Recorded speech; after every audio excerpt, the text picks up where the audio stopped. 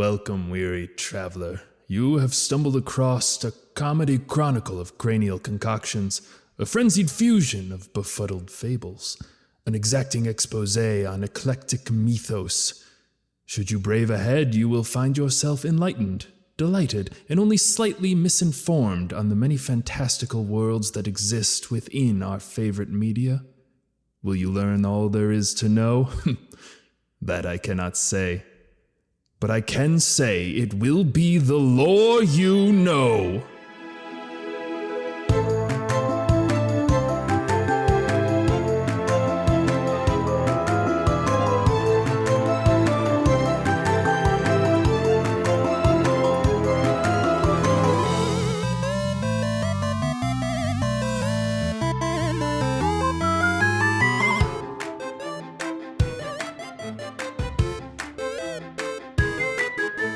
Welcome to The Lore You Know, a podcast where three friends dive into the fantastical and often convoluted lore of media that we grew up with and love.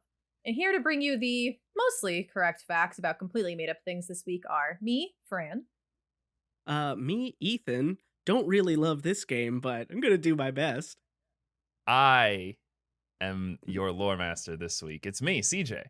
Guys, I have a story to tell from the real world to start about Okay. a young boy, a young impressionable boy who's so scared of everything. Is It's a this scary about you? world we live in. Oh. No, he's about someone I know. We'll call him CJ, and he was very scared. He was very scared of everything, you see. But there was one game series that taught him the skills needed in life to overcome his fear of the dark and heights and pretty much everything, and to truly be a courageous warrior that I have a confession. This story is about me. Mm-hmm. The courageous warrior that you see before you is me, CJ, from the story. And there's one game series that teaches all of these skills to children. And I'm so excited to have the first and what I'm sure will be a long-running, highly successful series of The Legend of Zelda. This week, we are going to talk about Skyward Sword, arguably either the best or second best Legend of Zelda game ever made, depending on how you feel about Spirit Tracks. Skyward Sword, this was the one that was for the Wii U, right? That's No. right. No, Okay. not only well, okay, so it was for the Wii. It was also for the Wii U because of backwards compatibility. But Yeah. Fran, the technology to perfect this game did not exist in the hardware at the time. Miyamoto had to go back to his team and say, "Fix this, make this good, so that my sweet, sweet boy can get the game that he deserves." And that's when they designed and developed the Wii Motion Plus, which was an extra thing you had right. to connect to your controller It was the brick to make the right? controller good. That's Yeah. right. They started building it into controllers eventually, but the Mhm. old controllers you had to buy Yeah. an extension, like how you had to buy rumble packs for the Yeah. Nintendo 64 Yeah. controllers. And then you had to get a new like condom for your Wiimote. because That's of right, brick. because you sort of decircumcised it and it Yeah. became unwieldy and bigger. And all of that work made it slightly better. It But was amazing. It was like you were holding the sword. Okay, just timeline wise, okay, because it was Twilight Princess was the first one for the Wii, and then the Wii U Right. released, and they released Skyward Sword simultaneously for the Wii U and the Wii, right? Mhm, Okay. Yeah.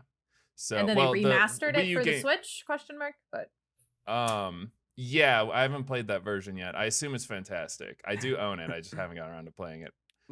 But the amazing thing about Skyward Sword is that for years, nerds like myself have long debated over the true timeline of the Legend of Zelda series and what through line binds this series into one continuous timeline, which, by the way, spoiler, there really is none. It's all Calvin Ball. It's made up as they go. Every time it's a little different. But this particular game released alongside none other than the Hyrule Historia, which was the definitive guideline for the canonical timeline, the canonical the Calvin Ball roles. rule book, as it were. It was the most amazing thing. Plus, it has a lot of cool art in it and stuff. And For all the audio development of the game. For audio listeners, CJ has a physical copy of this book Yes. and very proudly held it up. Mm-hmm. I'm To like show his, us. like It's his actually really firstborn cool looking. child. He It's very has I'm it. not a shiny. fake fan. I have the High Hyrule Historia. I've read all of the fan fictions to see which ones are the most accurate. Well, didn't the timeline start as like a fan-made timeline, and Nintendo was just like, "All right, that sounds good." Yeah, Is it there was like the director of the series. His job was to like try and put it together in a timeline, and he was like, "I can't. It's not. They don't fit together. We didn't make it to fit together, but people really, really wanted it, so they just shoved one together." And then Breath of the Wild came out and ruined everything, making it the worst game in the series. This is the best game in the Hot series take. because it finally answers all of the questions, all of those sweet lore details that you have been craving ever since you were a little boy and you played it on the, I mean, in my case, Wind Waker, because I'm not Yes. that old. This game is like the epitome of less is more. Maybe you don't need to explain everything about your background lore. No. No, No, we must no, have okay. all the details. We It might works out have so a well little for bit of a J.K. disagreement Rowling, here. doesn't it? Uh-huh. Ethan's favorite part of this game is how much it explores the world. I think my favorite part is toes, actually. I really like the toes in this game. the wiggly The toes. actual toes of Oh yeah, there's incredibly big wiggly toes. big squishy feet, Fran, that really you get up in those wiggly toes and just get mashed around like mashed potatoes. Okay. It's gonna be good. We're gonna get there. Okay.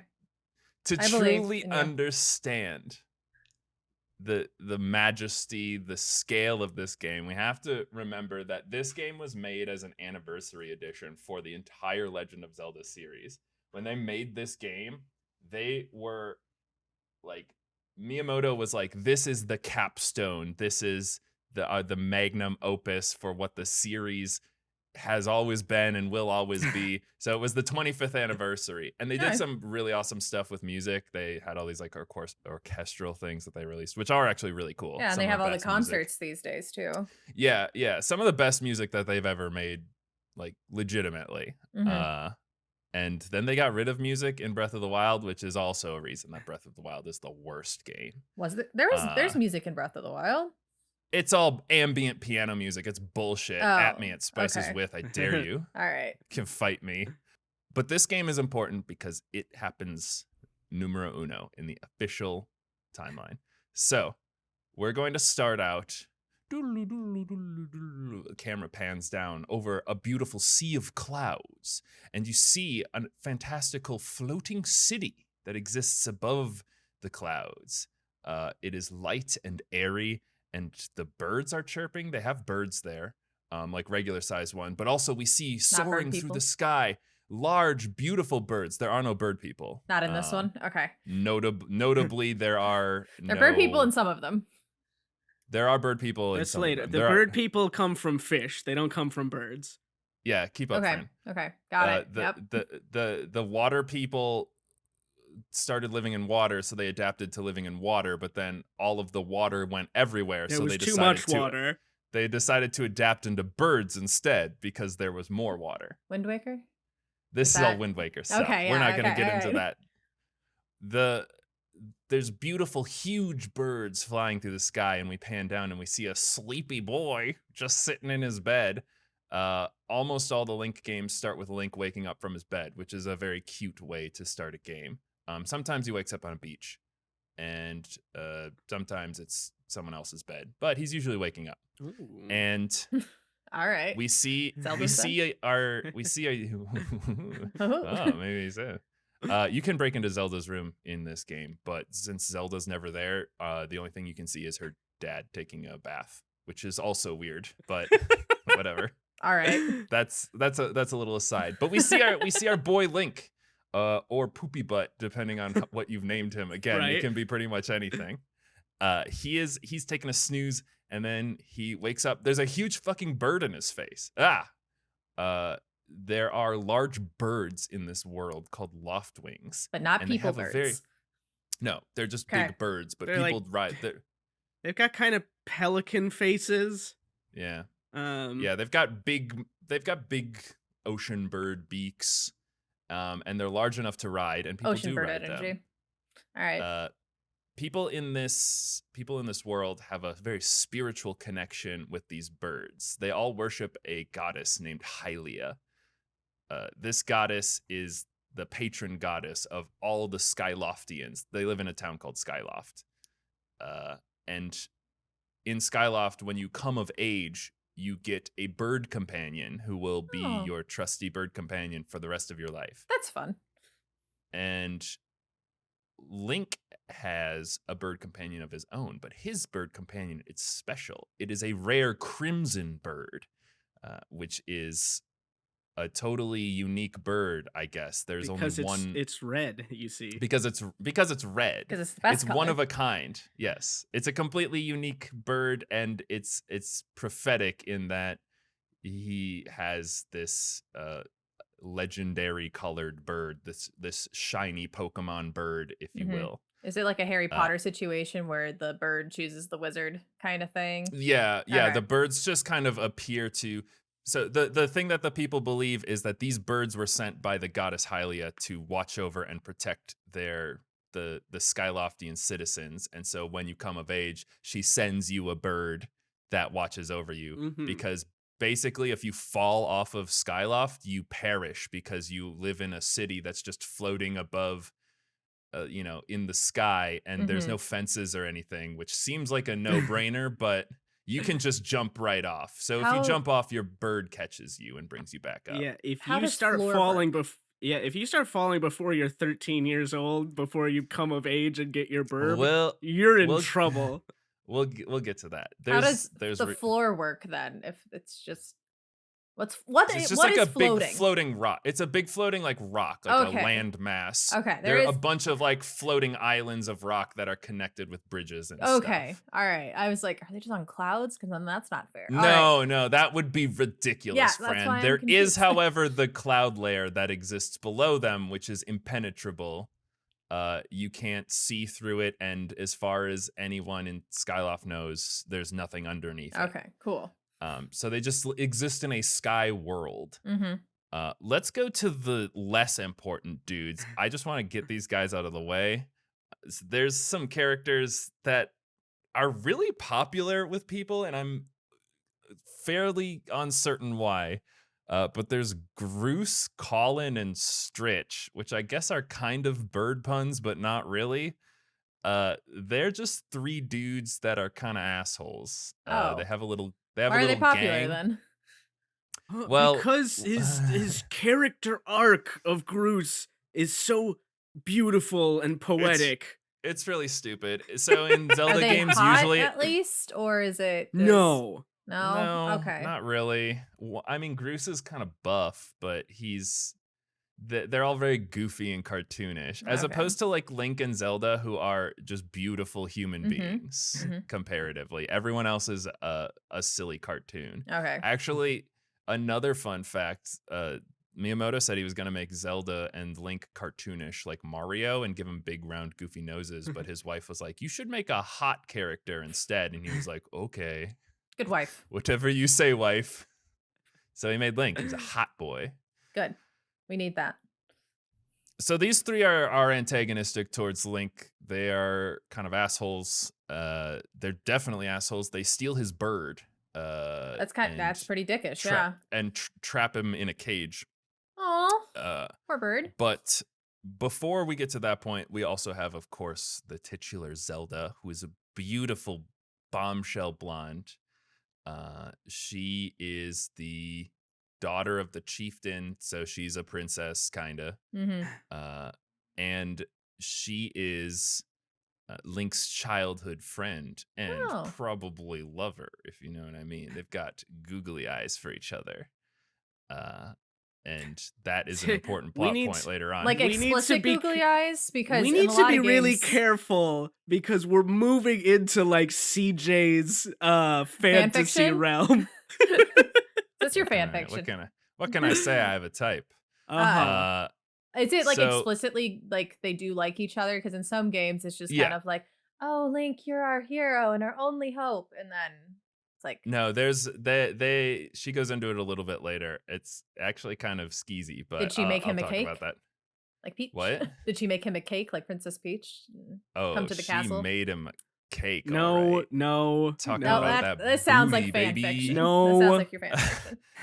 The only other person of note is Gabora, who is Zelda's dad, the chieftain of Skyloft. He shares a name with Kapur Gabora, who's an owl in a different game. So he serves scary as our owl? wise. Or the No, annoying he's owl? Wise Owl. No, he's a wise owl. Oh, who's a good boy. It's not the one that you just press A constantly and you end up back. Yeah, in he's text that loop? one. Oh, okay. He's he is not that scary. He's funny. One. There's a lot of scary things in. I mean, maybe you Those games. pressed A through all the parts where he said "hooty hoo" and other friendly things.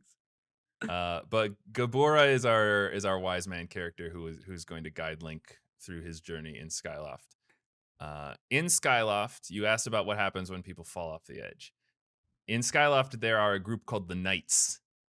They train at the Knight Academy, and I think pretty much their only job is to catch people when they fall off the side of Skyloft. Helpful. They're trained in the ways of sword and shield, and they're trained how to fly with their bird friends. So presumably they're there to guard the city, but the city is never under attack by anything. They're really There's just like guarding the edge at that point. There's a one cave that's like 40 feet long in all of Skyloft that has like some bats in it, and that is the most dangerous thing in the whole world for all these people now. They were like, "What do you think, guy? Like, maybe put a fence around the city?" Like, no, we'll have a full police force that is moving at all times to catch anyone jobs, who falls. Ethan. This is the job Yeah, creation. Ethan, you're not thinking about the long-term economy of There's just- Skyloft. We have no job opportunities. We have 2 farmers, and we don't need anyone else. What do we do? Yeah. I don't know. Make them police. It's graduation time. The Knights are all graduating, and Link is in the graduating class. So he and Zelda are going to have a little fly together to celebrate Link getting through all of his courses. Cute. And so they both jump off the side of Skyloft, as you do, and Link summons his bird, but he does not appear, which is crazy because a bird is bonded to its rider. He would always appear. And so Zelda saves him with her burb, which is also a rare color. It's like Of course. light blue or something. But she saves him and brings him back to the island, and he's like, "What the fuck, dude? My bird's gone." So you go on a little adventure for your bird, and you find that he's been caged up. And of course, it was Groose and his cronies who done caged up your bird, which is attempted murder in this world. That is, you should go to jail. Like, if you don't have your bird and you expect your bird to be there when you jump off, you just die. You're dead now. When you said that you just like jumped off the side to celebrate, I'm like, this. Well, you The call whistle of the for voice, your like. I you still whistle think for your bird, and it's they a little show up. irresponsible because You think you should start on the bird and then go off? That would be so slow, friend. What would the no one police would do then? what would the edge guard do? Well, they didn't save Link, so. Well, Zelda was there. It was Probably would have. It's fine. I believe that the cops would have been there in time. so We'll Groose. get into I believe the police are in the right. Zelda. It's revealed that Groose is being a huge asshole, partly because he's a huge asshole, but mostly stole the because bird? he has a crush on Zelda, and she doesn't like, or he doesn't like that she is got Clearly googly eyes for uninterested Link in as him. well. Yeah. So there is a competition among the graduating class, which is Link and these 3 other guys. It is a competition to fly the best. That's kind of unimportant. It doesn't matter. Link wins in the end, and Groose gets really angry. But to the victor goes the spoils, and the spoils are a handmade sailcloth from the princess, which is a pretty shit gift, but she seems to think it's pretty cool. Link then uses this sailcloth to just jump off of stuff and float to the ground. Okay. This is a prototype of the hang glider from Breath of the Wild, but way worse because you just float straight down and you don't take fall damage. You're kind of playing it down though, CJ. You can fall like, a straight mile down. Yeah. And then as long as you open the sail a moment before you hit the ground, you're completely safe and unharmed. Yeah, speedrunners will just sort of tap it open and then it just goes poop, and then you're on the ground. It's fine. So why is Groose popular? He sounds he's like kind of like he's like the incel. Yeah, he totally is, but he's like the he's Japanese bully kind of thing where like, Okay. hey, look at this little nerd over here talking to the princess, isn't that right? And the other two guys are like, yeah, boss, he sucks a bad ween, dude. It's like, yeah, I'm entitled to have a girl like me because I exist. What? Yeah. Okay. Well, in fairness, they exist on a town that has like 40 people total. I would assume that male dominant competition for access to mates is pretty important in their society, considering there's hardly any, like, I think Zelda's the only female in their age group. There might be one other like cute shop girl. There usually is, but okay. But generally speaking, it's pretty rough pickings when you live in an isolated sky realm. That means there's a high chance that Zelda and Link are related, but that's fine. Continue. Don't think about that too much. That. I try not to. Anyway, the boys are defeated. The gang is routed. Link has his bird back, and he gets to participate in the goddess ceremony with Zelda, where they do this whole parachute ceremony to celebrate the goddess and how cool she is. And Zelda plays a sick tune on her goddess's harp, which is a magical instrument said to be used by the goddess herself in ancient times. Cool. So this is all great. The two of them decide that they want to take a nice fly together to celebrate. This time Link jumps off. Again, just jumps straight off, already burned by that once, but he jumps right back on that giant bird. And this time his bird comes. Okay, well that's good. And so the two of them have a cute little fly together through the sky, which is how the ceremony concludes. And as they're flying, a dark tornado swirls up from beneath the cloud cover and sucks up Princess Zelda as her loft wing is flung off to the side, and Zelda falls below the cloud barrier, which again to these people is like going to hell. That's not so good. she's gone. What? No, she was Where's her bird? spirited away. Her bird tornado comes ate back. it. Yeah, no, her bird comes back, but Zelda is lost. Not even a loft wing can go beneath the cloud barrier. And so Link flies back. If they tried. I don't know. Well, the cloud barrier was put there by the goddess, and the birds are there because of the goddess. So I guess she gets to make the rules either way.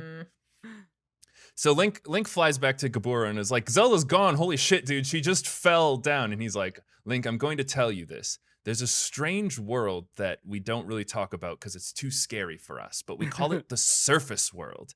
It exists beneath the cloud barrier. Of course. And I think that she could probably be there, but in order to get there, you would have to be some sort of hero of legend. And Link is like, oh, well, that's a bummer that I'm not. He's like, wait, I also have this cool sword that's in this pedestal, and it's said that only the true hero can take the sword out of the stone. Okay. So I guess you can give that a shot. Yeah, I now suppose. listen, I'm gonna need you to do about like an hour of in-game time doing chores around the city to make sure that you're up to snuff, hero. Yeah, but we're about 10 hours into the game by now. Oh my gosh. Like you've got to chase a cat for a while. You have to do a bunch of errands before you can graduate school. Like we're far into the. It's so rough. But now we've got our hook. This is where the adventure begins. Zelda is taken to the surface world. So, of course, you go into this ancient temple that is hidden inside the giant goddess statue that's the big landmark of Skyfall. Pretty standard, yeah. Skyloft. And you pull the sword out, and voila, the sword comes out. Not only that, amazing. Who would have predicted this? Out of the sword comes a really cool character. No. Amazing. Out of the sword, there exists within the sword a spirit named Fee. She is a robot, I think. She's like a robot hologram. And she is our Navi. She's a prototype Siri. Yeah. It's pretty She- bad. She's She in the is- sword. She Yeah. lives in the sword. She's the spirit of the sword. She was put in there by the goddess Hylia to guide the hero who was able to pull the sword out of the stone. To I mean, that's really pretty considerate step- of Hylia. Yeah, I mean, Yeah. she had very little faith in the hero. She was really like step by step Yeah, guide this I hero. mean, Young master, I think you should look 5 feet over there. There is a rupee. Please pick that up. It is money. okay, Ethan so doesn't like Fee because Fee is so everyone talks about Navi from the Ocarina of Time, Yeah. which I know you've played, Fran, is like up in your face a lot. It's like that, but about 20 times more frequently. yeah, I was gonna say It's Navi, but I really- honestly don't think Navi was that bad. But I was also thinking more the Cap from Minish Cap. Also, Yeah, No, it's well, it fills that role, but Yeah. yeah. it fills that role, but if you took every single one of their lines and all of Midna lines, like Navi and the Cap and Midna, like I put forgot all of them Midna lines. together, Yeah. that would not be as much talking to you about like the basics of a video game as Fee does. they are just trying to make Uh, sure it's accessible to everybody. Exactly, Ethan. It can It's- hardly be that's discounted fair. for that. I really like, and I'll let it go after this, but I do need to say, like, it sticks in my mind so heavily. This one time where, like, you go down, there's a little dude who's like, "Oh, I've lost my grandpa. Can you please help me find him?" And then, like, you're like, okay, this is what I need to do, but it doesn't let you play yet. The camera pans over to where the grandpa is, letting you know the exact path that you have to take. I'm like, okay, that's a little obvious. But no, it doesn't let you play yet. Because then Fee says, I think I see the grandfather over there. Recovering him would be doing what this little boy would like you to do. So you should do it, as that is good. Ethan has some strong feelings, it would seem. I and- honestly think you would like her, V. Or you would like Fee, Fran. There you go. She's like a dancer. She does interpretive dance. That's her Cute. interaction. I'm sorry Ethan has had such a struggle with the game that's literally designed for children and its helpful hints babies. for babies. It's rough. She it would be nice if you could turn it off. She doesn't have arms. She just has like a cape. She's Cool. designed to look Want like a that. sword. Cool. I love that. But Link has acquired the Skyward sword. It's called the Goddess sword. But and also, it is, aka the Skyward Sword, namesake of the game. yeah, Okay. the sword is called the Goddess sword, but you can use an ability called the Skyward strike, where you clumsily point your physical hand with a nunchuck in it straight up into the air. Uh-huh. It charges with goddess energy, and then you can shoot it out. Do you have to like spin it too to like charge it up? No, like, you just have to get it to like you have to like you gotta like wiggle it so it like locks in that vertical position Uh-huh. because it It doesn't, it kind of gets there and then stays there, but then you do have to hold it really steady because again the controls aren't super great. Yeah, the Wiimote And doesn't then- quite have what it takes for a little circle around thing. So that's fun. That's good fun. And That's a fun mechanic. Gabora also gives you a magical tablet, which goes into the pedestal inside of this chamber. And when you put the tablet inside, shwa, a hole opens up in the cloud barrier that is a Convenient. beacon. And so Link now has a way to get down below the cloud barrier. Okay. And he also has a he- magic sword. If he had this tablet the entire time, couldn't he have just put the tablet in the thing to open up the portal? Yeah. Okay. But he's All right, but he he's just very chose not to? scared. All right. Yeah. Everyone He's in not a Skyloft legendary hero. Yeah. Everyone in Skyloft is very scared I'm not going to go and try Uh, and find my daughter. That's of the ridiculous. surface realm. I'm just an I- old man who looks an awful lot like an owl. Yeah. And he laughs. He goes, hoo hoo hoo. That's how he laughs. As a side note. So Link goes off into the portal, the hole down to the surface world, and his Loftwing doesn't fly below the clouds, but he just kind of jumps in, and then he parachute falls the rest of the way, and he lands at an ancient temple, which is weird because nobody lives below the clouds. But he goes inside and he finds an old lady, and she's like, "Hello, traveler. I've been expecting you." And you're like, "Oh, okay, cool. And she's like, can you help me with a quick errand before you go on your adventure? And it's like, yeah, what's up? And she's like, an ancient demon that has been sealed away for 1,000 years is escaping his imprisonment, and I'd like you to put him back inside, please. Yeah. That sounds And like something to get done. Yeah. yeah, you're like, okay, I guess I can manage that pretty quick. Like, and so you come to an arena that you will see a lot during this video game, an exceptional amount of time. But at the bottom, there's a little pillar, and as you get closer, you see that there is a monster trying to escape from underneath the ground, and this pillar is holding it in. And so you take your sword. Yeah, you take your sword, you smack the pillar, the monster gets put back underground. Oh, that's great. And you go back to the old lady, and she's like, that is the imprisoned. He is just pure evil incarnate. And long ago, the goddess Hylia sealed him up, and he's been there ever since. But something is happening, and his bonds are weakening, and he keeps getting out, that little rascally devil. I think you and that girl who fell from the sky earlier have something to do with it. They don't mention I blame the youths. They don't explain how Zelda got down without a parachute, but she is fine. The old lady's like, sure. The old lady's like, I know where she went. She went off with some other lady who seemed to be protecting her. And they just pieced out to this forest temple, so you should go there. And you're like, yeah, okay, whatever. Has there not been a single like water temple, forest temple, anything in this game yet until now? No, we're like 4 hours into the game, and we've had no temple or anything like that. Okay. Yeah. No, we've had a lot of tutorials, but she sends you on your way, and you get sent off into the forest. And you go through the forest where you meet the first inhabitants of the surface world that you come across. The cute little kikwis.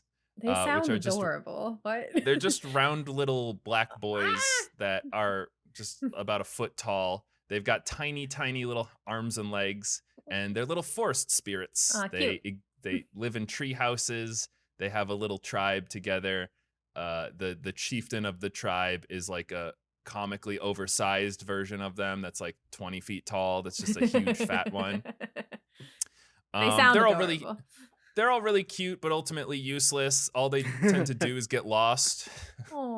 This is where Ethan's favorite mechanic of the game is revealed. Apparently, if Fee comes into contact with a thing, she can find other things of that nature by using an amazing technology known as dowsing, which allows you to point your sword physically, awkwardly, with your hand in different directions, and it will light up if you're pointing it at the right direction. So you spend a lot of the game pointing your sword at one thing, like a tiny little kikwi, and then aiming it randomly in every other direction to try and find another kikwi. You spend actual hours of this game playing hot and cold. You warmer? Game. You warmer? Oh, no, colder over there. I love that. It sounds ridiculous. They're very cute and, as I said, pretty useless. But they do say that there's this old sky temple that exists in the forest, and you should go there. It seems pretty cool. And so, of course, you do. You go through the forest. You go through the sky temple, which is your first temple, and you find an ancient spring.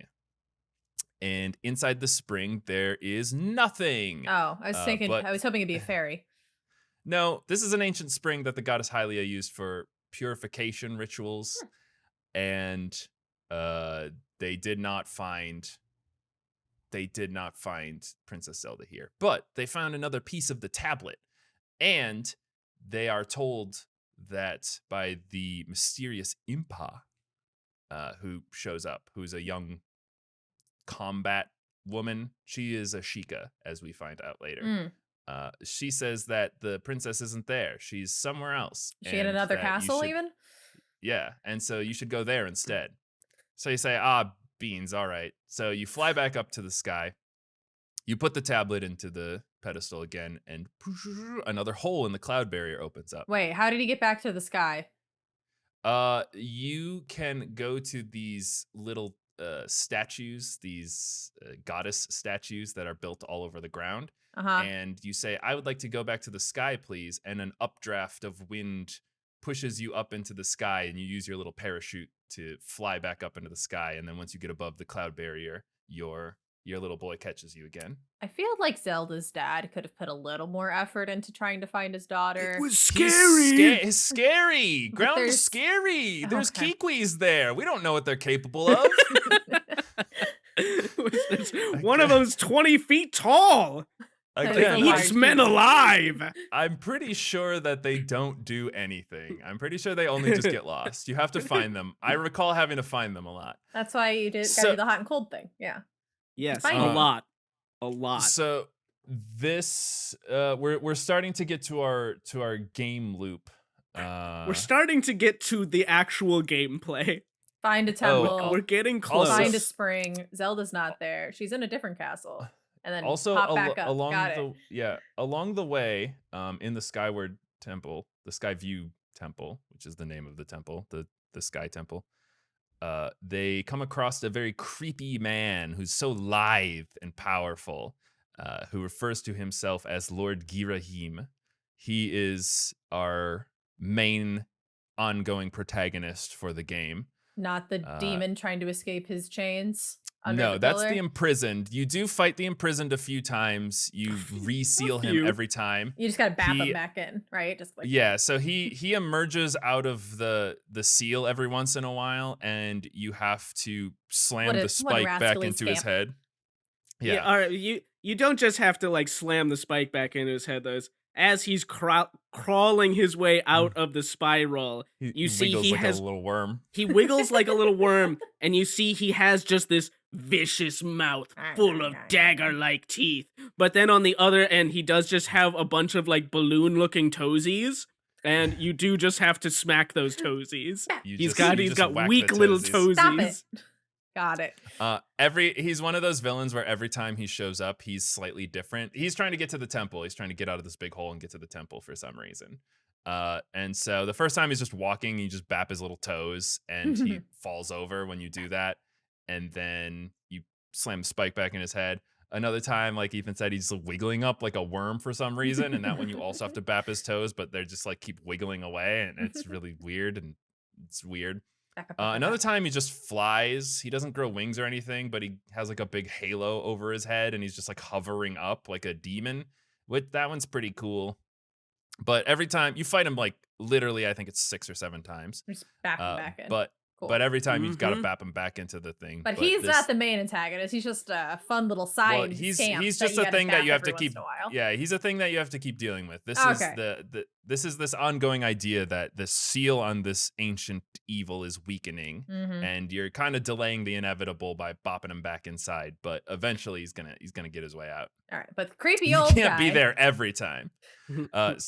Girahim isn't old. He's young and lithe Creepy and guy. powerful. Just a creepy guy. Yeah. Got it. He's really creepy. He always licks his lips. He's like, Mm.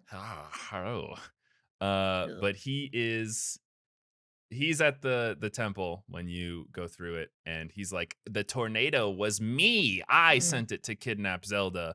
But instead of It's creepy. kidnapping Zelda, this stupid Sheikah woman came and took her from me, and now I'm gonna capture her because I'm gonna use her for a ritual sacrifice to bring the imprisoned back to give his him full even strength. more toesies. Give him big wiggly toes. I don't know. The So- imprisoned seems to be getting out fine on his own. I don't think he needs to like sacrifice anybody. He Yeah, could but the just- imprisoned is, even when he's getting out, he's in a weakened state. Girahim is trying to make a dark sacrifice for his dark lord so that he fully regains his power. And so he fights you, you fight him back. He's like, that's a pretty lame magic sword. You suck, dude. And then he pieces out. He does that thing where he says, you suck. You're not strong at all. You did just beat me, but I'll be back, and I'm going to do for real next time. I wasn't even trying. You also Just fight him. blood Fool. glowing down his face. You also fight him about a half dozen times. Can't just bap that one. It sounds like though. No, he's just kind of a dick, though. Creepy assholes everywhere. So next up, you have to go to Eldin Volcano. Link goes inside to the volcano and he finds Girahim again, who's like, shit, I just missed that Zelda again. Fuck. So he sends Scaldera after you, which is just another fire spider in a long line of fire spiders that exist in the Legend of Zelda series. And you beat him and you find the second spring. Fee does another fancy dance that reveals more goddess lore, and you're like, shit, Miss Zelda again, gotta catch up with her. But you get another tablet. And so, of course, back up to the sky, slam that into the pedestal, and a third location is revealed. You fall down into that location, and you find yourself in the Lanayru Desert. Right, before we get into the desert, question about the tablet. Yeah. So, yeah, what's up? Are these all like in one piece tablets, and there's just like slots for a different number of tablets up there, or is it like puzzle piecing it together? It's like the world's worst puzzle. I'm pretty sure. Like they spell out a map basically that is a map of the surface world, and then there's a spot on the map where you can fall, and if you bring the tablet, then it you don't even bring the tablet. You just have to put it into this pedestal, the goddess statue, and then it opens up these places. Got it. Okay. Making sure. So in the desert's, I like the desert. I think it's cool. There is a mining facility in the desert where they mine time crystals. The time crystals turn... What do the time crystals do? They turn back a location to a point in the past. And for how through long? This, as long as they're like active. Oh. But you can only have like one active at a time. So it's like a puzzle. But through this, you learn that the Lanayru Desert used to be the Lanayru Lake. And Neru is known as the water goddess. So her lake turned into a desert over time. The only inhabitants of this land are the little robot guys. They are they mine the crystals, and they're all broken, but when you activate the crystals, they go back into a point in time where they aren't broken, and so you can talk to them. That's weird, but okay. So where did the robots come from? They were actually gonna do Zora, but they thought it would be a little awkward if it was just a pile of bones and you used the time machine and went back. You're like, oh hey, what's up? Yeah, that is a little dark. So yeah, it's just robot parts, and you go back in time, and there's a full robot. Inside of this desert is the actual Temple of Time. The Temple of Time is Zelda's final destination. We learn that Zelda has been going to these springs because she needs to purify herself. And now she's going to the Temple of Time now that she's been purified, and she's going to do something important in there. You don't know what. So you find a way into the Temple of Time, and you have a climactic battle with Girahim, who's trying to capture Zelda before she can do her important thing. Impa is also there and is saying things like, you cannot yet see the princess. She has an important task to do. She's too pure right now, and you would sully her with your gross man hands. But you fight Girahim while Zelda and Impa go through a time portal in the Temple of Time that leads to the distant past. And as Impa goes through, she destroys the portal, and it's gone. You can't use it anymore. Girahim is understandably pretty upset by all of this. You're able to fight him back once again, and before Zelda leaves through the portal, she gives Link her magical goddess harp that she had at the beginning that she used for her ceremonies, saying that there is some sort of key to this harp that is necessary for catching up with her. Link isn't exactly sure what he's doing at this point. He's just trying to save Zelda. He's just running around the world trying to save Zelda, and he's always one step. She seems fine, honestly. She's doing stuff like it's got true, her own but agenda. He's got the Hotspur, and he doesn't want her to go do stuff without him. So she did just give him a chore to do too. So I mean, just gotta hop to it. Harp gonna turn into like an ocarina where if you play it, it does stuff? It would never be an ocarina. Anyway, there are a lot of magical instruments in Zelda. It's a very musical series. Yeah. So Link needs to find a way to get into the past, but the Temple of Time has been rendered unusable. But fortunately, There's all he those time learns that crystals. there is no, that's Ah, nothing. what But the he does hell? learn that there is another portal of time Conveniently. that exists in another temple. It's the first temple, the one with the old lady that's guarding it. The portal can be restored, but to do that, Link is going to need a cooler sword because his sword is stank and stupid. It's so It's not annoying. cool enough. Yeah. You will have to find this amazing sword if you want to be able to open the portal to the past and reunite with Zelda. So Link is like, shit. But this time, he has a magical harp. What it does is allows the designers of the game to reuse areas one for one, but you have to go back to all of them.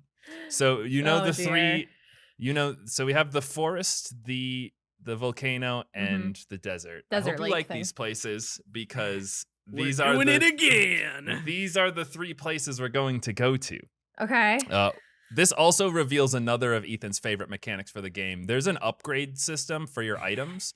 And to upgrade your items, you have to farm resources by killing enemies. But there's no way that you could get enough resources in one go. So you do have to just farm enemies, fly back up into the sky, and then come back down and farm them some more. After they respawn. So that you can get enough resources to upgrade. You have to like catch butterflies. You have to catch so many butterflies in the That butterfly does net. sound a little obnoxious. I'm sorry. Oh, but when Breath of the Wild makes you catch butterflies, it's cool because you can cook them into a risotto or whatever. I mean, it has such a fun little cooking animation and song and I- dance situation. And I'm just so. sitting here like I don't like either of those ones. So.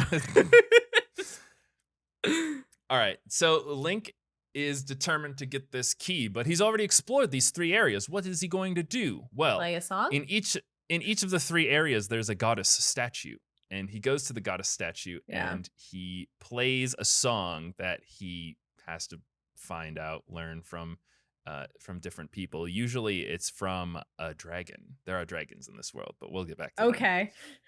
Surprise. So Dragons. he plays the song for these statues, and he is teleported into the scariest place that has ever been made in a Legend of Zelda game.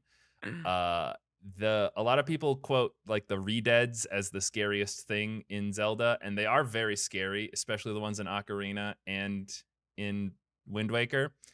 In this game, it sends you to a realm where you become completely helpless. All of your items don't work. You are just a boy, and you have to stealthily collect a bunch of beads. I think they're like spirit dew or some shit like that. Yeah, but something you like have that. to.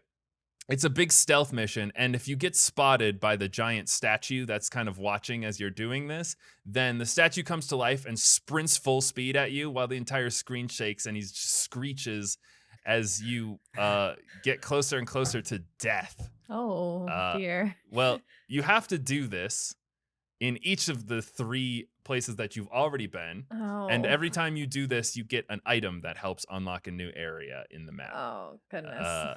That does and sound once terrifying. Once you unlock this And item, tedious. yeah, it's all of these things. Once you unlock this item, you get access to a sacred flame that is being guarded by one of the 3 dragons. Each of the dragons, again, relating to one of the 3 goddesses. So are these who have dragons instead of fairies? Then? Kinda, they're friendly, goofy dragons. But they are very powerful and immortal. And most of them are pretty lame. One's a big girl dragon that does water. One's a big fire dragon that lives in a volcano. But the third one is actually kind of interesting because the third one is dead. You find him and he is a pile of bones. Oh. And you're like, shit. But that's the desert one. Oh, so you use the crystal. So you open a time portal and you talk to him and he's like, oh, I'm immortal, but I am really sick. And so I will die from that. It's a bummer. That is a bummer. Hey, wait, can you tell me, do I get better? I'm really kind of hoping you'll tell me I get better. the only cure is a magical fruit that grows on a magical tree that takes 1,000 years to fruit. And he planted one in the Leneru Basin, which used to be a flourishing river, but over time it withered and died because the whole valley dried up. And so he's like, I really hope this grows in time for me to not perish. So you take that fruit and you bring it back to the temple and in the past, and then you plant it there in the past, and then you wait for it to sprout in the future, and then you grab a big apple and then bring it back to the guy and then go back to the past and then give him the apple. And he was like, I don't know how you did this, but nice job, kiddo. And then he's not a big pile of bones in the future. And then you can do a bunch of challenges, and then he gives you a shield. So he just really fucked with the timeline just now. Then yeah, there's some time shenanigans, but there's some time shenanigans in all the Zelda games. Okay, so whatever. All right.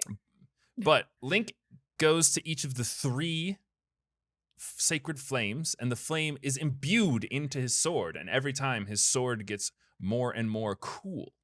Then after the 3rd sacred flame shoots into the sword, we're gonna have a flashback. This doesn't happen in the game, but I'm doing it for dramatic effect. We're flashing back all the way to the creation of this realm. In the beginning, there were 3 goddesses. It was Faror, Nehru, and Din, and they created the world. We all know that from the Ocarina of Time cutscene. And then after they got done creating the world, it was said that they left this world, and at the spot that they left, they created the Triforce, a magical triangle that could grant the wish of any mortal who touches it, but only if their heart contained the attributes of all 3 of the goddesses: strength, wisdom, and courage. After this happened, there was another goddess named Hylia who existed not spiritually in a different plane of existence. She was just a goddess who hung around in the world. In the olden days, there was a great evil that was rising up in order to try and take the power of the Triforce for themselves to gain ultimate power. But the Lady Hylia did not want this to happen, as she was a servant to the other 3 gods. And so she went out looking for a courageous hero who was strong enough to wield the power of the Triforce. And the goddess Hylia shows up in her true goddess form. She looks a lot like Zelda. And she says, I have this really kickin' sword. It's the sword that can kill all evil. But in order to wield it, it'll have to be broken and reforged, because this sword is a sword for the gods, and I need a mortal to be able to use it, because only a mortal can use the Triforce. So she needs a hero who's mortal and can use her kickin' ass sword. So the first Link takes the sword from the goddess Hylia and destroys it and reforges it into the Master Sword. Okay. Then the Master Sword is used to raise a large chunk of land off of the ground and shoot it up into the sky, because Hylia wanted a place for her people to be safe. And this is Skyloft. the origin. This is the origin of Skyloft. Got it. And then in a heroic sacrifice, the first Link decides to stay behind with the goddess Hylia and the rest of the terrestrial creatures like the Gorons to fight back the armies of the Demon Lord. Okay. But he is unable to overcome them. And so he perishes, and he says, I'm sorry. Also, Hylia came with a bird, and she was there are birds. This is a god bird. And only the true hero will be chosen by the god bird. And the bird's that's the red one? You're supposed to be the hero? I don't think so. But then his courageous self-sacrifice meant the bird was like, you will be my rider for all eternity. And he's like, cool. And so he did that with his bird friend. But he tragically perished, and he said, I'm sorry, I cannot keep my promise, bird friend. And the bird was like, oh no, we will be entwined in fate for all of history. So reincarnation exists in Zelda land. Yes. So Hylia, who is also there, used the last of her strength to seal away the Demon Lord, and he became the imprisoned. But in doing so, she realized that she could not defeat the Demon Lord without the help of the true hero and the Triforce. And since the Triforce can only be wielded by mortals, she said, all right, I will give up my divinity and reincarnate as a human, and I will bring with me my heroic warrior, so that anytime we are needed, we will reincarnate as the princess and the hero, thus starting the cycle of all of the Legend of Zordal games. I do reserve the right to flirt with the hero if he should be pretty cool. if he's cute. Only if he's cute. And so why did you think this was a good plan when they weren't able to defeat the evil the first time? Because she needs the power of the Triforce to defeat the evil. Yeah, and she can't use the Triforce. But the dude was there. She had a hero with the Triforce and the sword, right? But so it didn't work the first time. So why did she think this plan would work later? He wasn't ready yet. Much like the sword, he had to be forged through hardships to become the true hero. Okay. And by the time he had completed his heroic spirit, the sword was already in Skyloft, and so was the Triforce. We'll get to that. The Zelda series loves a redo. So the goddess sent the Master Sword up into Skyloft, where it over time lost power and became the goddess's sword, as well as hiding the Triforce up in Skyloft to be guarded by her weak people, but they were all up in like the air and there's no way to get there. So it was still a pretty fine plan for the time being. So we snap back to this reality. Oh, there goes tragedy. The third and final flame is absorbed into the sword, and it reverts back from the goddess's sword into the Master Sword once again, regaining its true form. And it's so fucking epic, dude, and you pee your pants with how excited you are. You go, I was making the Master Sword the whole time. I know it was on the front of the box, but I didn't realize I was creating it. That's pretty fun. This fucking rules. So this is the coolest thing my 12-year-old self has ever seen. So you go back to the temple where the old lady is guarding vigil, and she tells you that you can use the Master Sword to reopen the time portal and reunite with Princess Zelda in the far past. And you go through the time portal, and you go to a time that is right after the goddess Hylia sealed away the imprisoned. And he remembered Skyloft to close the portal behind him, right? So no one could follow him. Fran, why would you do that? Just to make sure that Fran always spoiling it. You always spoiling the door. He goes off into the past, and it is just after the imprisoned has been imprisoned, and the goddess Hylia has given up her divinity, and the temple to overwatch it was just created. Link catches up with Zelda, and Zelda says, "Oh, hey, so apparently the binding spell that was used on this big boy requires Hylia to exist, but Hylia gave up her divinity and became mortal, so she's not around to hold this binding spell in place." So this was an even worse plan than we first thought. But I am the reincarnation of Hylia. I have her powers, so I need to stay here in order to keep the binding spell in place until the time where you, the hero, are able to defeat him with your true strength. And you're like, man, I came all this way and now you have to stay here. And she's like, yeah, sorry, but I'll see you later. And you're like, I guess, whatever. So Princess Zelda puts herself into a crystal because she's a princess in a Legend of Zelda games. And the crystal is put into the temple, which is cool because throughout the game, there's this door you can't get into at the back of the temple, and you can only see a big crystal in the back of it. And then you realize it was Princess Zelda the whole time. She was there the whole time. Oh, they did a Futurama. They did. And so she is there just holding the demon in place. But Impa's like, if you want to defeat the imprisoned, then you need to get the Triforce. That's the only way, man. And if you want to get the Triforce, you are going to have to do some work. And you're like, to go back to the 3 temples again? Listen, Fran.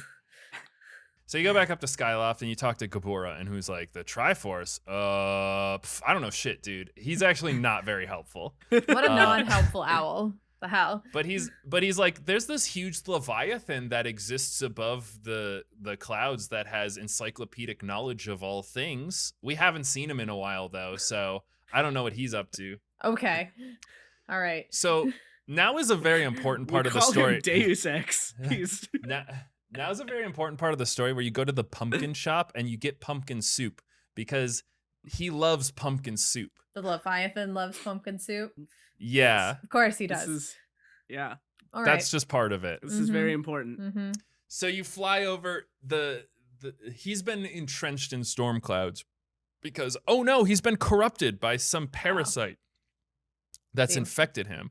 So you fly around him, you cut the parasite out of him, and he goes, "Oh, thank you, my boy. I am a good boy now. Ah, you want to find the Triforce. That's a pretty big ask, but I have 3 dragon buddies. And if you can find all 3 of the dragon buddies, they'll teach you a part of a song. And if you play that song at the goddess's temple in Skyloft, then you will find where the Triforce is." And you're like, we meet the dragons already? No, now we're meeting the dragons. Well, But we did meet the There dragons. were dragons. We met them in passing a couple times, but we didn't ask them to teach us about songs because we didn't know we needed a fucking now you song. need to go find them Oh my God. You have to again. find them again. So you go back. Oh So my this God. is the. I This can is see the how part this of game's this. tedious. And This you is the just part need of the to story. imagine. You need to imagine the whole How many time hours frame are we in? that this We're like guy told 60 you. hours in this game. Yeah, we're like Oh my 60. God. It's crazy.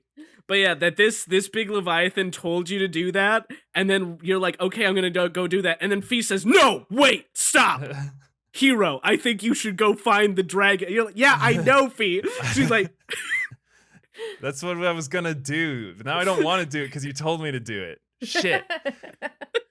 Oh, No, I think goodness. so. I don't remember if you actually see the dragons before this, but you definitely have to go find the dragons now. And this is where because now you can go back and forth through time using the time portal. This is Yeah. when you do the whole little fetch quest through time to get a healing fruit for the one dragon. Oh, You have okay.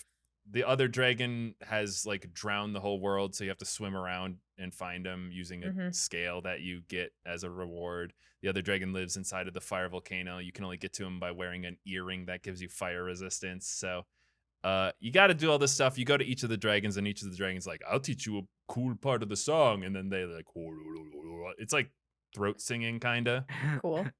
And then you do all this. This is again in the 3 areas that you were before. Mm-hmm. You do all this. You fly back up to the Leviathan, and you're like, "I figured out the 3 parts." And then you start playing it on the harp, and then all of the dragons pop up from under the clouds. And they all start flying I through love the this air. jam. Yeah, they all start flying in the air and join you in the song and teaches you the true song of the hero.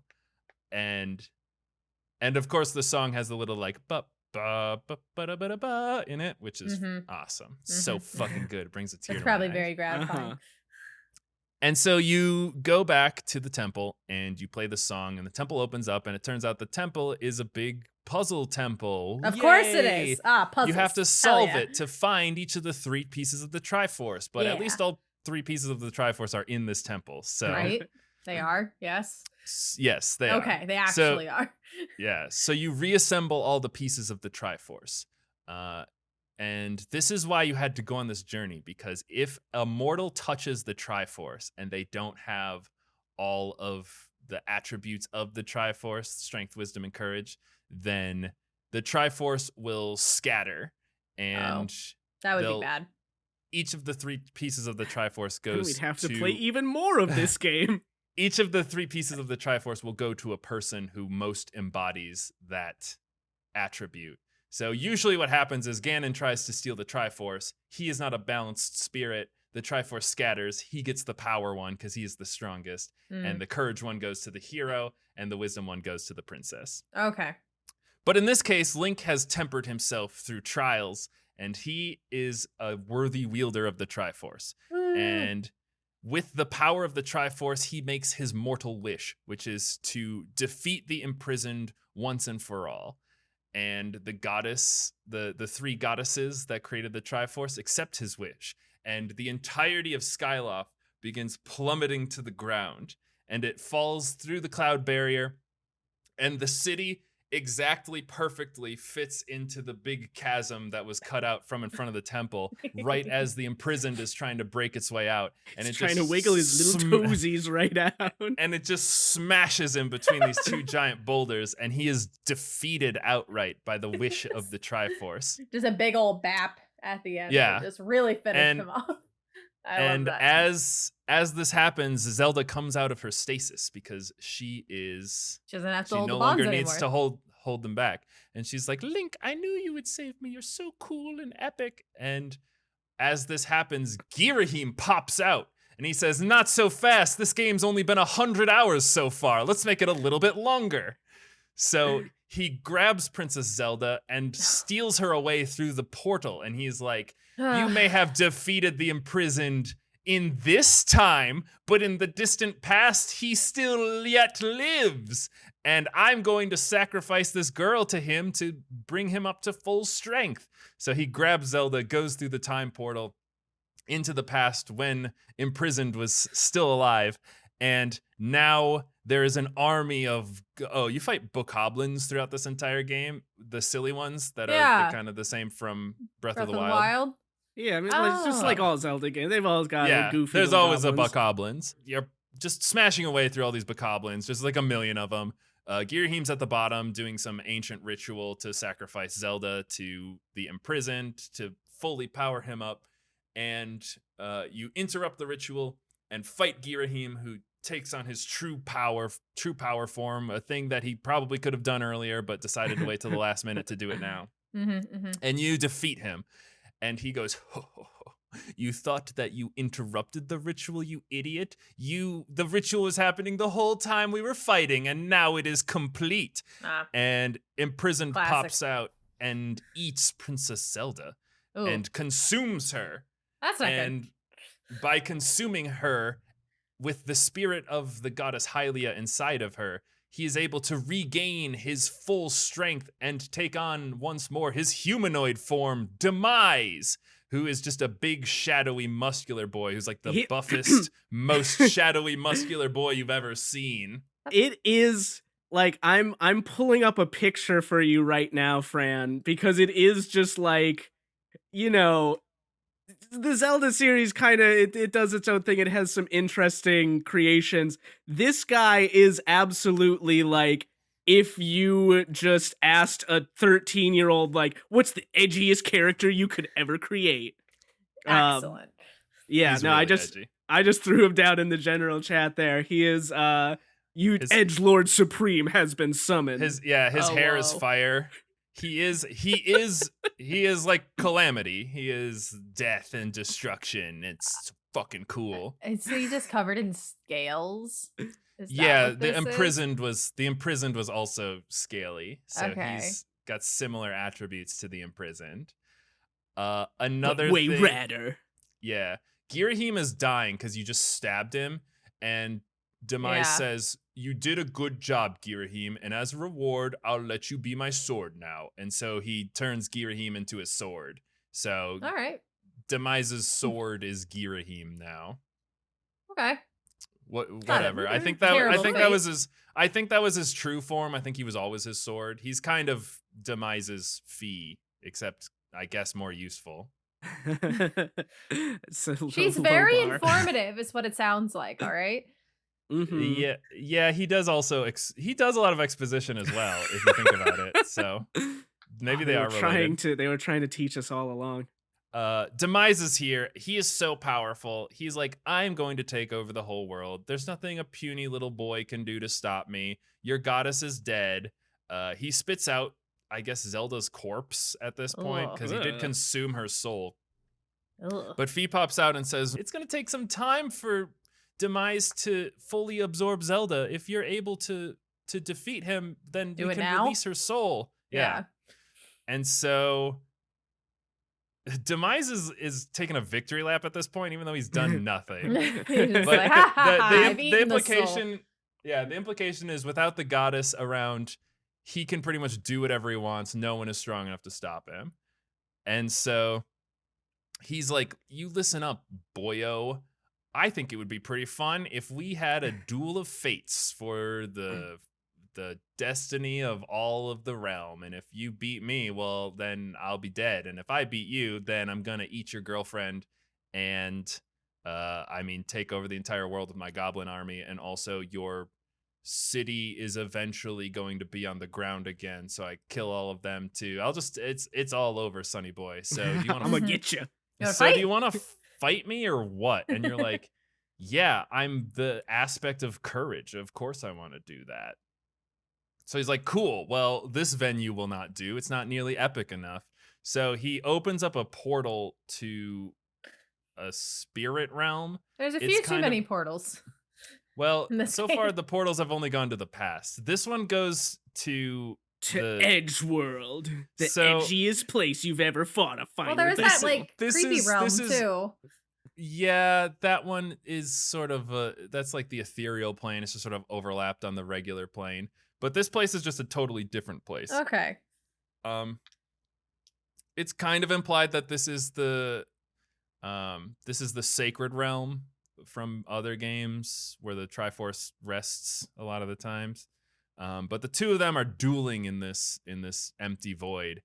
And spoiler, you can defeat Demise. Demise tries to stab you. That doesn't work because you're awkwardly blocking him with your wavy controls. You stab him a bunch, and so he starts summoning lightning, and then you have to hold your sword straight up in the air, but this time instead of getting the goddess's energy, because there is no goddess right now, the lightning strikes your sword, and then you use that and you jam it into his chest, and it's I mean, so that sounds awesome. pretty cool. It's honestly. so fucking radical, Fran. Like, I don't see why there's a frustration with this. Then you're like, it was worth it. All of the 500 hours was worth it. I grinded to get the shield from the dragon so that I would aesthetically match what Link is supposed to look like. Yeah. Yes. Of Yes. course. And you stab him, and he is dying. And this is where the rest of the series comes in, because as Demise is dying with his final breath, he utters onto him a curse, and he says, "You may have killed me now, you rascally little hero and your goddess friend, but whenever the two of you show up, I swear to God, I'm gonna be there, and I'm going to fuck your day up so hard, son. Your spirits are going to be eternally haunted by my spirit. I'm going to constantly cause conflict, and you're gonna have to constantly deal with me, so get dicked, son." And then after he utters his curse onto the hero, he fades away into the sword. The sword absorbs him, and Link is teleported back out into the regular world, and Zelda's spirit is restored. She's back in her body, and Impa, who is also there, is like, you got to put that sword in this temple, in the pedestal, because as was established previously, if you absorb a strong spirit into something, it takes a while for it to completely absorb. Mhm. So Mhm. Sophie's like, "Master, you're gonna have to leave me in this pedestal because I'm gonna have to work on dissolving this guy or whatever it is I do." And so the Master Sword needs to rest in the temple now. And also, you guys need to go back to the present and stop being in the past. And it's like, all right, cool. And then Fee's very sad, kind of. She literally says, "I can't experience happiness or sadness, but if I could, Aw. I probably would be that." Which is the worst. That's like the worst thing. Aw. It's like, just let them experience emotion. That whatever. No. How else So is she supposed to give objective information though? If she had emotions. yeah, sure, because it's impossible to whatever. So you store the Master Sword inside of this temple, and you the Triforce is going to be hidden away by Impa, who, by the way, Impa was chosen by the goddess Hylia before she gave up her godlyhood to watch over the reincarnation of her that she was about to do. And it took her a really long time to do a reincarnation, but she has a time portal at her disposal. So she just went to the future when the goddess showed up right after she said that and like met up with her. So for her, it was like, I don't know, a week maybe, but But Impa's like, I will stay here and watch over the Master Sword and Triforce, and you two have to return to your own time. And Zelda's like, no, I want you to be with me in the present. And she's like, no, I have to watch over this. We all have duties. Impa is always about Impa's always about duty. Very loyal. So Zelda's very sad. She gives Impa one of her bracelets, and then the two of them go into the time portal and go back to their present time, where their entire village is now just outside of this temple because it fell from the sky. And as they come out, the old lady is there, and she was like, you two kids did a great job. And you're like, thanks, old lady. And then she holds out her hand, and she's wearing the bracelet that Zelda just gave to Impa. It was Impa all along, who's this old lady. She was guiding both heroes from different times. Cool. And it's awesome. But then she's like, but now my job is done, so see ya. And then she dissolves into light. Oh, cool. Yeah, she's dead. She's like 1,000. She's really, really old. Yeah. And so Zelda looks out over this new land that her people now all live in, and she's like, I always dreamed of living on the ground and starting a nation state. And what do you think? Will you help me? And then Link goes, because he doesn't really talk at all. Yeah. But the two of them go on to found the kingdom of Hyrule, the resting place of the Master Sword. One day becomes the Temple of Time that stores the Master Sword, waiting for its hero. And the golden triangles, the Triforce, were stored away in the sacred realm, which could only be accessed via a portal that was created within the new Temple of Time that could only be unlocked by using the Master Sword, which could only be drawn by the hero of time. They seem like some pretty secure measures that they have in place. And Nothing yet could go all wrong. of Ocarina of Time happens. Nothing could Fucking go wrong. idiots. Well, on that one, Link just opened the portal and Ganon just was like, oh, beans. What do we have here? And so we end this story, but we begin an entire franchise where a boy with a sword stabs a big pig demon over and over and over. And Zelda's there. Oh, the reason Zelda's hot is because when she gave up her godhood and reincarnated, she said, I had to reincarnate as someone that I know that the hero would follow wherever they go. So I reincarnated as his love interest, because I knew that he would his heroic spirit wouldn't allow his love to fall into demon hands, and so I turned into a hot blonde girl. And that's why women are manipulative. And that's why women are beautiful and men only do things to impress them. And that's all in the official guidebook, yeah? Sure.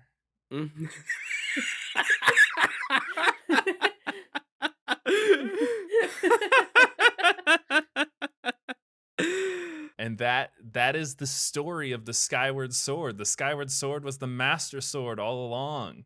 It's awesome. So fucking awesome. If you can get through the 8 million hours of gameplay that it takes to beat this game, the underlying story is so awesome. There's like 3 moments where you're like, this is so cool. And then the rest of it is like dousing for butterflies. It's definitely like, if you're 10 years old, it gives you that perfect like edgelord meme. I played this life. game when I was like 19, but whatever. Yeah, I'm pretty sure. I mean, well, I guess we're talking about kind of an emotional maturity level, but at any rate, that makes more sense. Any hey, here's a tip for you girls out there. Any boy who likes Legend of Zelda and talks about it, you should not be with him.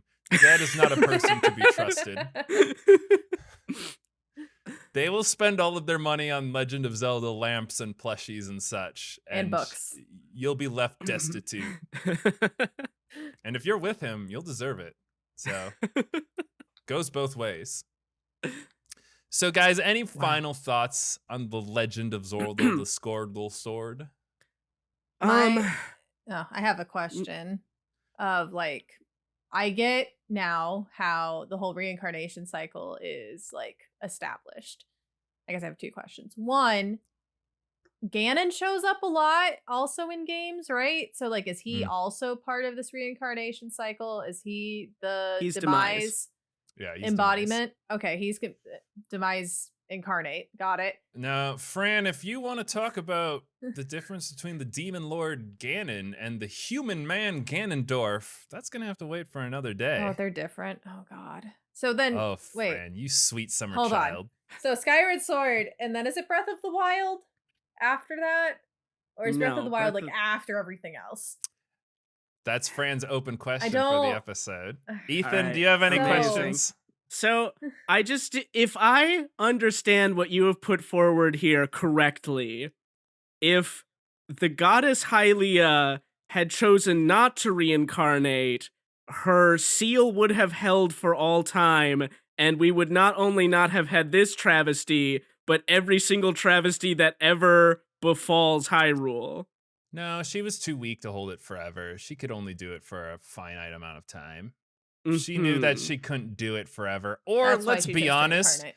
Let's be totally honest. Okay. Do you want to hold a demon lord in a seal forever as your sole job? No, that's hell. No, Have- she's like, I want to be reincarnated, and I want to be a sometimes hot flirt. girl and I want a I hot wanna guy come I want after to me. flirt with the hot elf boy. Like, That come is- on. That is very on par with the behavior of gods. Well, you two, I'm glad that I could teach you about the greatest story and the greatest Hated it. franchise ever created. I thought it was Mhm. cool. I'm gonna look at One- some Fi cosplay and see what that's about. One day, maybe we can talk about some of the other amazing Any stories. other entry in the series. But for now, the pages of lore close on the Legend of Zelda. I'm glad you guys could come with me on this journey. Everyone listening, thank you for coming on this journey. We are just getting started with all of our various lore dumps. We have a few episodes out now. I hope you watch them. I hope you share them. I hope you follow them on whatever platform you enjoy. We have a YouTube channel, Cooking with Spices, where we have this podcast and other content like Let's Plays up there for you to watch, to listen to. We have a Twitter at Spices With. Tweet us some questions, tweet us some ideas for a show, because I'll talk about Legend of Zelda for 8,000 episodes. But Ethan said I can't do that because it would be too cool. That's also only if I get He's- to talk about My Little Pony for 1,000 episodes as well. You'll Yeah. have to kill me first. please give these two some other suggestions, because they've told me they want to do Spirit Tracks and more My Little Pony, and I need someone to save me. We need to learn about alicorns and their role in their society. I cannot imagine myself surviving that endeavor. Check out our streams at Cooking with Spices on Twitch. We've got some fun games. We played soccer the other day, the Mario kind. It was quite silly. Thank you for the people who helped make this possible. We have Apogee. He's trying his best. He's a wonderful composer, made our intro and outro. Thank you so much for your work there. Thank you, Galestorm Kitsune, for the logo and the artwork for the entire series. All of the cool outlines and stuff you see on our YouTube channels, all of the logos, that was all her. So check them out, give them a like their stuff, like our stuff. We like you guys. We like each other here. If you think about it, you know, we're kind of a Triforce. Obviously, me, the courageous leader of the group. Fran, in her wisdom of ponies and other such frilly things. And, of course, Ethan, who is that one guy's sword. And one day to a sword he will return. No, I thought you were going to say I have the strength to put up with all of this. Well, I think that's clearly more that's my role, honestly, but all right. clearly that strength is waning. So good luck to you, Ethan. And good luck to all of you out there. Until next time, I have been your lore master, CJ. I've been just Ethan on this one. And I've been Fran. Guys, Douse for joy. Rupoors. RuPaul.